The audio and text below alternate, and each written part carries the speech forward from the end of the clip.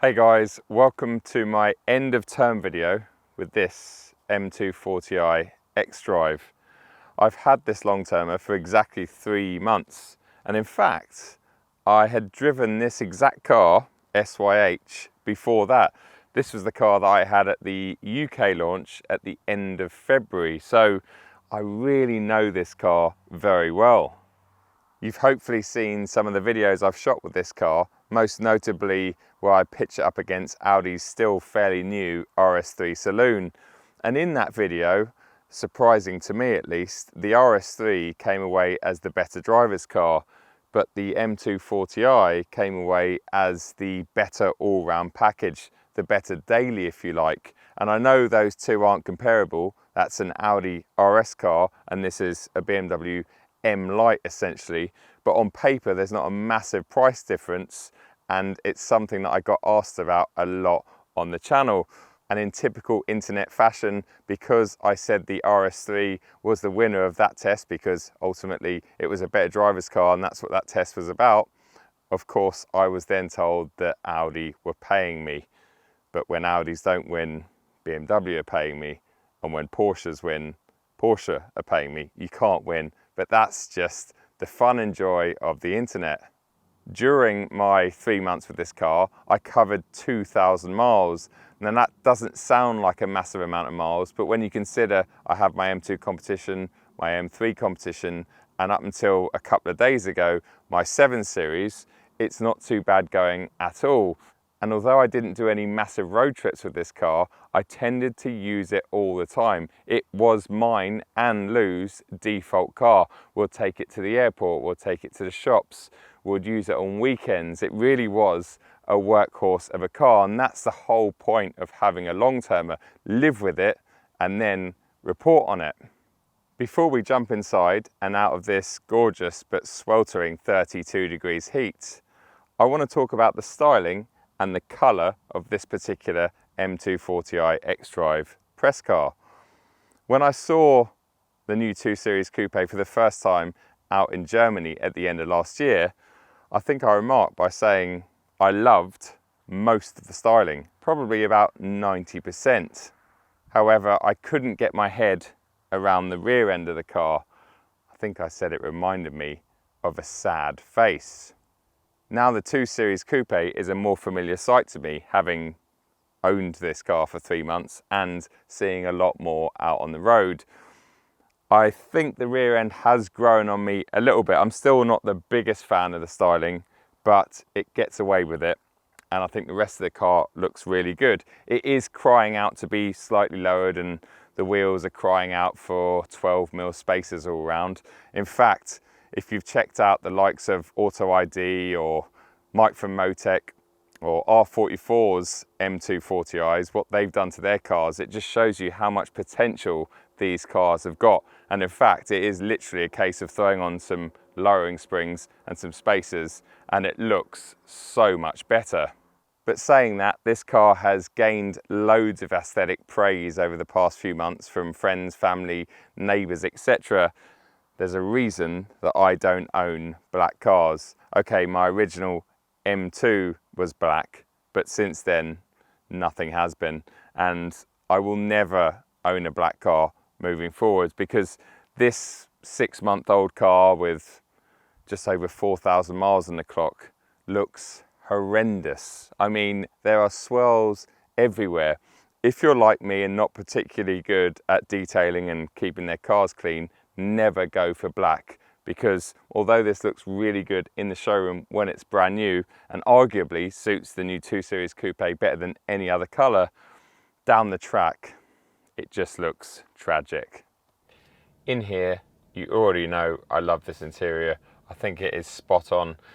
This 2 Series Coupe is built on the 3 Series platform, remember, so the driving position is nice and low. These M Sport seats are lovely. They're the same seats you get in your M3 or M4 before you tick that carbon bucket option, and therefore are very supportive and just very comfortable in general. I love all of the layout of this interior. I love the infotainment system. I love the fact there are buttons where you want there to be buttons. Okay, the actual Digital binnacle display is not my favourite, but it's not too bad. Something that doesn't work particularly well on here is all of the piano black trim. Similar to the black paint, it just shows up marks and scratches all over the place, so try and avoid that if you're not particularly careful with your interior. And of course, this car being a press car, it's going to show up lots of marks. Unfortunately, BMW have already updated the interior of this 2 Series coupe. It now comes out the factory with the curved display that we've first seen in cars like the i4 and the iX, and in fact that curved display is going to find its way into pretty much everything. My incoming M3 Touring that will arrive hopefully early next year will also have the curved display, as will the Saloon and the M4, etc, etc. So love or hate that display, it's coming. It definitely makes the interior look more modern, if you like, and the graphics on that curved display are incredible and a step up from the ones that are on these displays. But my biggest gripe with that curved display is the fact that they've removed most of these buttons down here, so everything is accessed either via the iDrive controller or via the touchscreen controls, which in my opinion just don't work in reality. Of course, it does have voice control. Hey BMW, I'm too cold. Not really, obviously. I will increase the temperature and activate the seat heating. It will be more comfortable shortly. No, it won't, because it's 30 degrees outside and I was lying. But it's now taken the temperature or the climate control from low up to 18 degrees and activated my seat heating, which I don't want. Hey BMW, I'm too hot. No problem. I will lower the temperature and deactivate the seat heating, so it will be cooler shortly.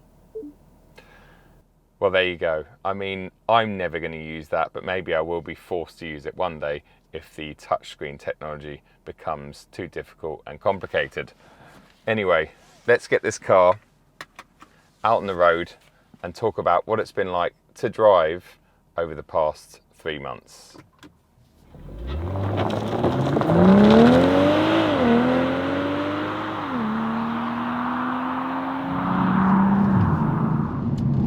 I'm really going to miss having this as my available daily 24/7. 3 months is a long time to spend with a car, and it's really been a joy to live with. It's been a great addition to my lineup. Remember, I've got my M2 competition, which is quickly becoming more of a track focused weapon, not your typical daily anymore. I've got my M3 competition xDrive, which I absolutely love, but I've got to be conscious with the amount of miles I put on that car, especially as recently I took it to the south of France, and that trip alone was just over 2,000 miles.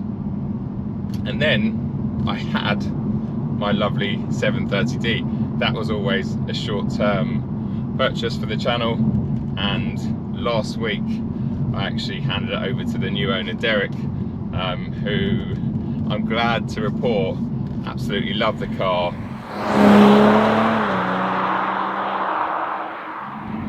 I'm going to start this in-car piece by talking about the negatives that I found with this M240i in the time that I've had it.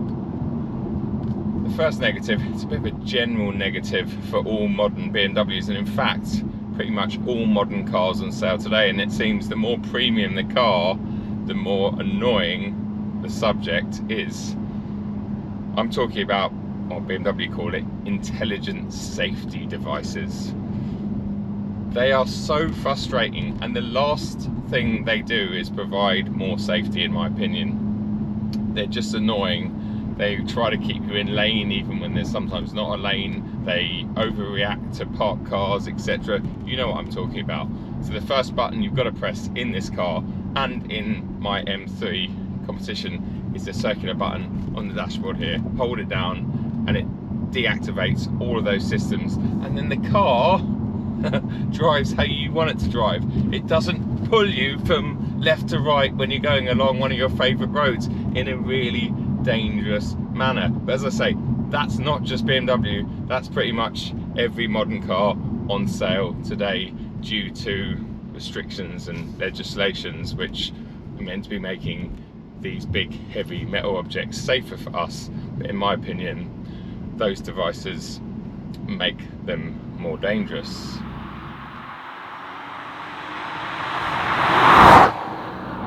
My next negative is something, again, I bang on about in a lot of modern cars, a lot of BMW modern sporty cars, is lack of steering feel. There's very little communication between what I'm feeling and what's going on the front axle of this car. Yes, you learn to understand it a bit more, especially in the time that I've had this car, but there's just very little feedback, especially compared to, say, the system in my M2 competition. A lot of that might have to do with the overly thick steering wheel rim. I know BMW love to give us those because some people assume that it's a sporty feature to have in your BMW 2 Series. But I wish there was a little bit more feedback going on, because that front axle is very good, but sometimes I really don't know what's going on, even when you're out on track, because there's just no feel through this EPAS system.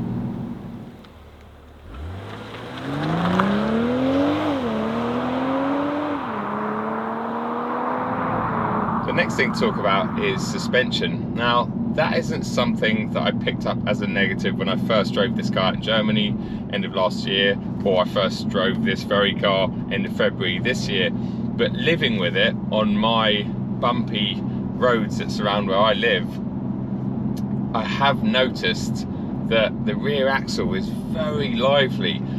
It's almost like the rebound control, if there was some clicks on there, needs a good 2 or 3 clicks to slow it down a bit, because it does start to get very jumpy when you start pushing on. At slower speeds, in comfort, it's not too bad, but as you start pushing on a little bit, the back end does get very lively, and it does like to bounce around a little bit, which does become a little bit unnerving, as you can imagine. Another negative to talk about with this car is its brakes. Now, although they're not bad, when I did some track work with this car, video that will be coming to the channel very soon, where I compare it to my M2 competition, I noticed that the stock pads and the stock brakes, well, they really don't last more than about 2 laps around somewhere like Goodwood. And at that point, rather than them sort of giving you signs they're about to give up, they literally just give up, and the brake pedal goes to the floor and you lose 60-70% of your braking ability. So not great on a car that's firstly so new and hardly done any miles, but secondly something that's pitched as an M performance car. I wish they could be better, and I wish they did their job a little bit more effectively.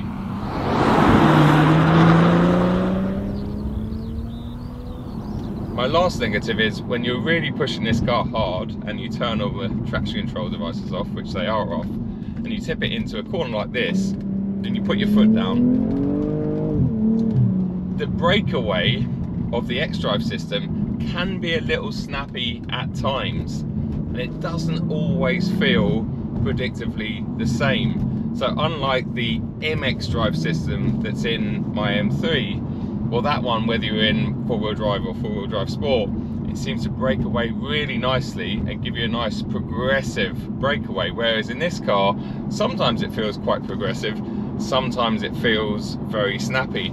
And you don't want snappy in something that weighs this much, because it's quite hard to gather that up when it does go wrong. So although the xDrive system is far better than many other 4-wheel drive systems out there, it can sometimes catch you out a little bit, and it's not always predictably the same.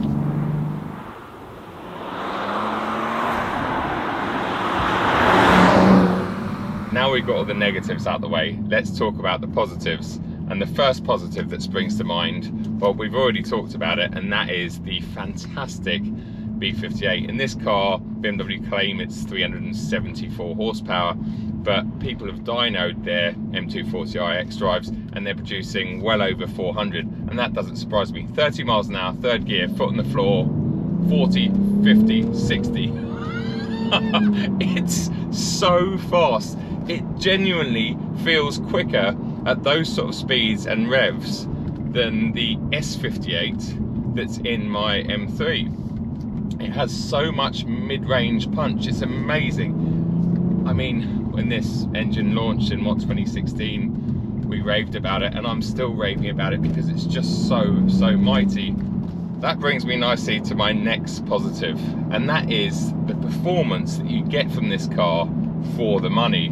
Now, I know this particular car is 54, 55 grand, but these retail at just under £50,000, which 10 years ago would have been a lot of money for a 2 Series that didn't have a proper M badge on it. But in today's world and today's market, I think it represents amazing value. I've timed this car several times to 60 miles an hour, and each time it does it in pretty much 4 seconds flat.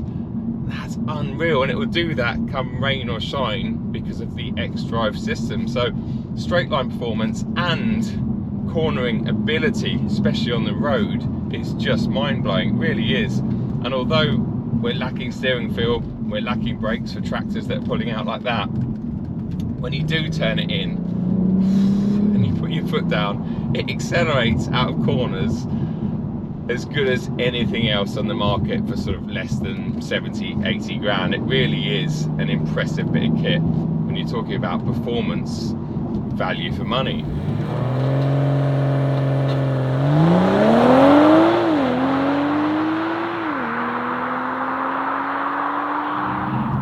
My next positive, as I knock it back into comfort and over into drive, is efficiency.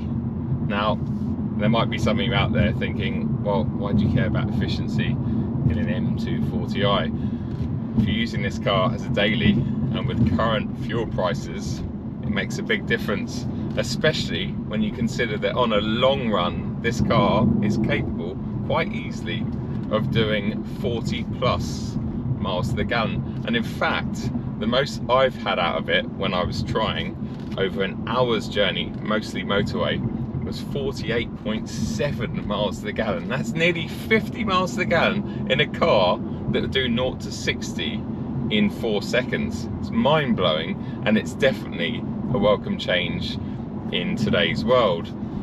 But don't get me wrong, if you're pushing this car, you'll be lucky to see sort of mid-teens, because it does drink, because it's very fast. But I think the fact that it's able to offer you decent efficiency and economy is definitely a massive plus point in my book.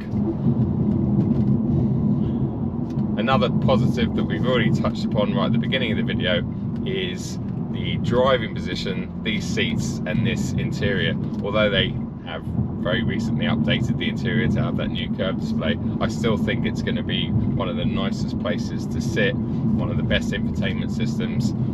Just does a fantastic job, and for me that's really important because I've got a very lanky frame, and as you probably know if you watch a lot of my content, I do complain about dodgy driving positions a lot, and this car, well, it doesn't have a dodgy driving position. It's very good, and it's a very nice place yet again to spend a lot of time in.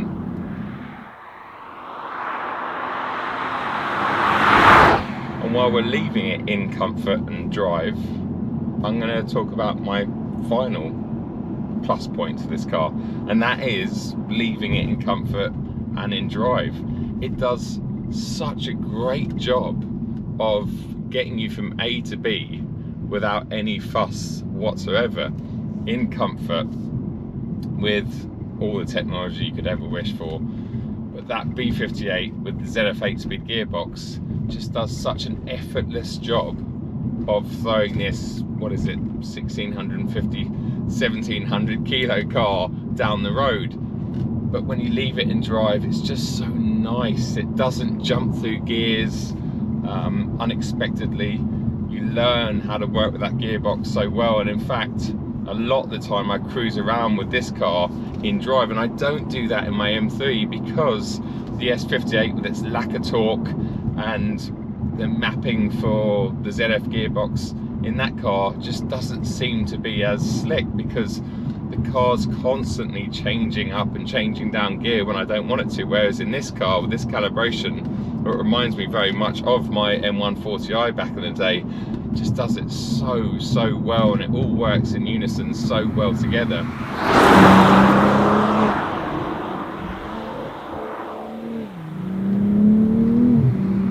Hopefully you found this video interesting, and all of my previous videos on this particular car.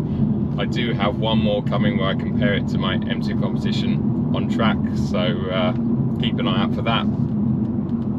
I have really enjoyed my time with this car, and yes, I've found some negatives and shortfalls, but that's me really nitpicking and being as honest as possible. And remember, BMW have the new M2 arriving early next year, and after driving that car a good few months ago out in Austria, albeit a pre-production car, I can tell you that that definitely fixes some of the wrongs or the shortfalls with this car, as you'd expect with a full fat M car. So really looking forward to comparing that when it comes out in final production form to one of these, because I still think that this will potentially be the better sort of daily car, and in terms of straight line performance at least, it's not going to be much slower, and it's probably going to be a chunk cheaper. So I look forward to that happening in the next 6 months or so. But in the meantime, take it easy. Thanks so much for watching this video, and a huge thanks to BMW UK for giving me and trusting me with this car for the past 3 months, because that's a long time to have such a lovely car. Take it easy guys, and I'll see you at the next video. Cheers.